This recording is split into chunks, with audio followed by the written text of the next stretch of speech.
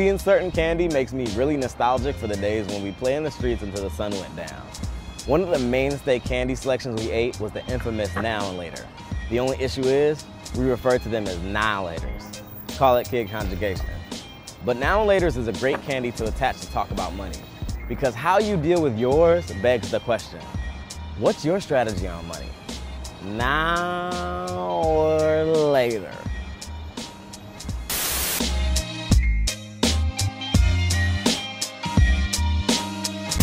My name is Vanessa Perry, and the one thing I've learned about money is that even if it takes you years to save it, it only takes a few seconds to spend it.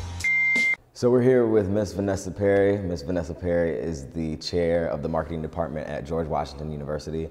And today we're actually talking about young people and financial decisions.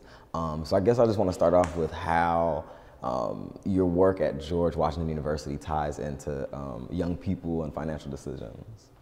So it's always been very interesting to me how real people make actual decisions about what to do with their money. Okay. So you said you wrote a chapter on this topic or in a book. Can you tell me a little bit about that? Yes, book is called Consumer Financial Decisions Across the Lifespan. This chapter is about young people, 20-somethings, and the way they, what they know and what they don't know about financial matters, and then how they apply them. So where is maybe the connection lost between understanding it from like a textbook perspective, but applying it? Like where's that bridge, and why does that bridge not necessarily happen all the time? It's hard for people to apply the sort of theoretical financial knowledge to their everyday decisions because they have short-term goals and they have long-term goals. And so if you're focused on that, it's really hard to focus on, oh, well, I might want to buy a house in a few years. I might want to retire early in 25 years. You know, all of these things are sort of abstract, whereas making it rain at the club is... It's very concrete. It's very concrete. We know what that is. So I guess from your perspective, how can you get people to, or how do you kind of change those kind of immediate thoughts and wants and make it more about maybe the long, as you said, lifespan of financial decisions? Like, are there any ways to kind of do that? There are a couple of ways. And so one way, I've just been reading a stream of research about this very question. One way is to get people to actually visualize themselves in 15 or 20 years. Okay. And actually, they go through this exercise where they actually write down exactly where they want to live and exactly what they want their life to be like. And that actually makes the future more relevant and more pertinent to what's going on currently.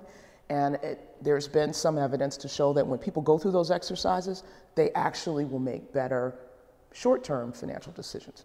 I think that short of that, people really need to think about why it is they're buying what they buy. A lot of times we buy things because we're trying to cope with something, or we're trying to compensate for something that we maybe don't have or want. And if you really can be honest with yourself about what that is, you know, you can address it. Absolutely. I definitely hear like a theme in what we've been talking about. So what is like the one thing in terms of improving your financial habits that you would like suggest for people, you know, in trying to, whatever it is their issue might be, what is the one thing you think would help and is most helpful?